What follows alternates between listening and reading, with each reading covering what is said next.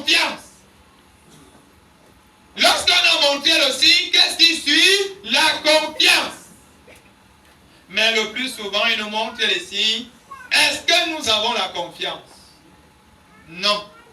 Quand il nous montre les signes, est-ce qu'il nous arrive d'avoir un peu cette confiance que c'est Dieu qui a déjà montré le signe? Seigneur, montre-moi alors. C'est les prières qu'on a l'habitude de faire. Seigneur, montre-moi alors. Montre-moi vrai. Après, dès qu'il montre en tant que... Bon, Seigneur, montre-moi alors la vraie vérité même. Parce que l'autre n'était pas la vérité. Ou alors c'est une petite vérité.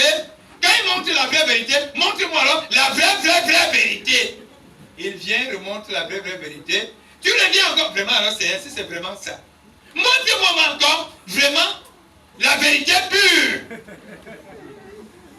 C'est pas ce qui se passe souvent. Est-ce que ce n'est pas comme ça qu'on dérange souvent Dieu? Il dit alors, il montre-moi encore la vérité pure. Après, on revient encore, Seigneur, vraiment, si c'est toi, si c'est vraiment toi, c'est la dernière fois que je demande vraiment de me montrer le vrai signe. C'est pas ce qui nous arrive souvent. C'est ça. Après, il vient, il montre le vrai signe avec tous les détails. Non, ce n'est pas ça. Seigneur, vraiment, peut-être c'est le diable. Je ne crois pas, peut-être c'est le diable qui fait ça. Montre, on va se retrouver avec 15 signes qu'on demande à Dieu. On dit, lorsqu'il a demandé à Abraham, sors, compte le nombre de toi si tu peux. Voilà comment sera Abraham crut à la parole de l'Éternel. Est-ce que je peux croire à ce que Dieu m'avait dit? Le jour qu'il m'avait dit, regarde comment ton ministère sera. Non, le jour-là, non. C'est d'emblée, moi, hébreu. Est-ce que tu peux croire à une promesse que Dieu t'a faite? Le jour qu'il t'a promis ça, il n'y a pas ça. Il te promet quelque chose, il n'y a pas. Il te promet une voiture, il n'y a pas. Est-ce que tu crois à ce que Dieu a dit? Il t'a promis une promotion. Est-ce que tu crois? Il t'a promis. Est-ce que tu crois? On dit à Abraham, eut confiance. Est-ce que dans ta tête, tu te dis que Dieu peut te tromper ou alors peut mentir? Abraham crut à ce que Dieu lui disait. Il eut confiance. Parce que si Dieu allait à montrer le signe, un signe visible, papa, pourquoi je n'arrive pas à avoir confiance? Pourquoi je continue à entrer dans le doute, le stress, la peur? Abraham eut confiance. Je pense que c'est l'une des choses qui devrait aussi nous caractériser. Si j'ai demandé un signe, j'ai demandé 2 signes, j'ai demandé 3 signes, j'ai demandé 4 signes, 5, 6, 7, 8, 9, 10, 20, 30, certains sont à 50 signes. Mais il continue à douter. On dit Abraham eut, parce que Dieu ne ment pas. Il dit, aucune parole ne sort de sa bouche sans produire ce pourquoi, sans exécuter ce pourquoi, sans accomplir la volonté de Dieu. Aucune parole. De la manière que la pluie descend, c'est la manière que la parole de Dieu aussi arrive dans ta vie. Elle ne retourne pas vers Dieu sans qu'elle ne puisse accomplir quoi? La volonté de Dieu. Si dans la volonté de Dieu, pour Abraham était qu'il soit le père d'une multitude, cette parole ne pouvait pas retourner chez Abraham, chez Dieu, sans qu'Abraham ne soit le père. Si la parole de Dieu ou la volonté de Dieu est que tu sois ce que tu seras, cette parole ne peut pas rentrer sans qu'elle ne puisse produire. C'est pourquoi elle a été envoyée. Si la volonté de Dieu est que le Cameroun devient la nouvelle capitale de la Pentecôte, cette parole ne va pas rentrer chez Dieu sans qu'elle ne puisse exécuter cette volonté. Ça veut dire, avant que l'accomplissement de la promesse arrive, il y aura l'adversité. Abraham ici a eu des moments très difficiles. Parfois c'est ce doute. C'est les situations que nous vivons qui peuvent nous amener à comprendre que c'est comme si la promesse ne va plus arriver. Dieu a dit, quand Dieu redit, c'était après un certain temps. La promesse est venue, c'était en 2000. Il revient en 2015, il confirme. Parce que c'est en 2025 que la promesse doit se réaliser. La promesse était en 2018. Il revient à une période, il confirme. Parce que c'est en 2024 que la promesse sera réalisée. Le 6 janvier, il a dit, demandez. Avant le 6e mois, il vient. Il confirme. Avant que la promesse ne soit réalisée. Parce qu'il sait, plus nous doutons, plus nous avons besoin qu'il confirme. Nous avons besoin des signes de ce que tu avais demandé. Si tu essaies d'observer dans ce que tu as demandé, tu verras que Dieu a déjà fait certains signes. Depuis le 6 janvier, il y a des choses que tu as demandées. Si certaines ne sont pas encore accomplies, tu verras qu'il y a des signes avant-coureurs de ce que tu avais demandé. Pour dire, j'ai pris acte et je suis en train de travailler pour faire accomplir cette promesse. Pourquoi travailler? Parce que la promesse, pour être accomplie, il faut qu'elle soit encadrée par certains éléments.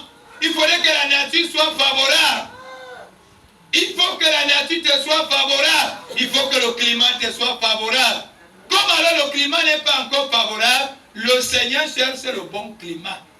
Parce que si on vient faire en sorte que la promesse s'accomplisse à la période de pluie, est-ce que réellement tu pourras jouir de cette promesse en saison de pluie?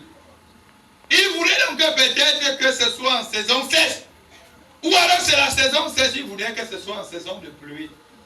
La saison de pluie ou la saison sèche ici, c'est des moments un peu difficiles et sensibles dans la vie de quelqu'un. Ça voulait dire que le Seigneur voudrait qu'il y ait un peu d'accalmie dans ta vie. Et pour qu'il y ait accalmie, il faut que certains problèmes soient résolus. Pour que les problèmes soient résolus, il faudrait que certaines personnes puissent partir. Il faudrait que les maisons soient changées. Il faudrait que les quartiers soient changés. Il faudrait pour que la promesse soit accomplie. Le Seigneur prend le temps, il a fixé une date. Il a fixé la date, par exemple, du 1er juin. Il a fixé la date du 5 mai. Il a fixé une date. Dans cette date, il va accomplir ce qu'il a dit, la promesse. Il n'a pas dit le 5 avril. Il n'a pas dit le 5 mars. Il n'a pas dit le 5 février. Il n'a pas dit le 5 janvier. Il a dit le 5 mai. Pourquoi le 5 mai? Parce que le 5 mai est une période favorable. Lorsque la promesse de Dieu vient dans ta vie, tout est fin prêt pour que les choses se réalisent. Abraham n'était pas encore fin prêt. Il fallait qu'un certain nombre de choses se mettent en place pour que la promesse d'Abraham se réalise. De la même manière qu'il dit à son peuple, j'ai écouté, j'ai vu la souffrance de mon peuple et je suis descendu pour les libérer, n'est-ce pas, de là où ils étaient en captivité, en Égypte, pour les amener dans une terre où coulera le lait et le miel. Voilà une promesse. Il a entendu, il a vu la souffrance.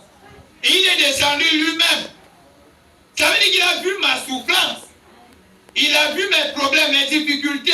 Lui-même, il est descendu pour me faire sortir, pour me libérer des liens, des blocages, pour m'amener vers une terre promise. Tu comprends donc que pour sortir et t'amener, il y a un processus. Ce n'est pas le même jour que tu sors, c'est le même jour que tu entres dans la terre promise. Tu sors de quelque part. Il faut maintenant marcher. Marcher pour aller à ta terre promise. C'est pour cela qu'il a fixé une période où tu dois entrer dans ta terre promise. Mais il a promis la terre promise.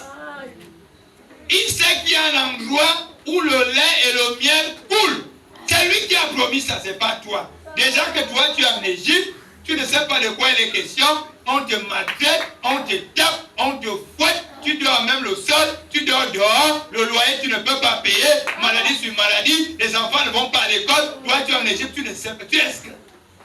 Et c'est lui qui décide de te faire sortir de ce genre de problème où tu n'arrives pas à te faire soigner, où tu n'arrives pas à nourrir ta famille. C'est lui. Parce que depuis que tu es en Égypte, est-ce que tu pouvais sortir? Non. C'est lui qui dit, enfin, j'ai vu la souffrance de mon fils. Il souffre vraiment. Et j'ai décidé de le libérer pour l'amener là où coule le lait et le miel.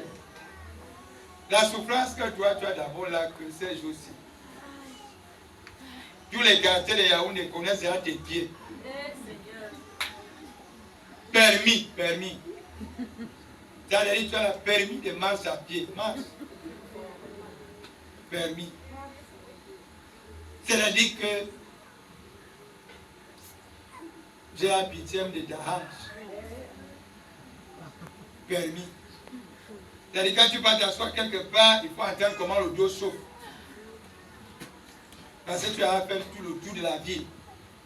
Tu grimpes les collines, tu descends, tu grimpes, tu descends, tu grimpes, tu descends. Tu fais comme si tu attendais le taxi.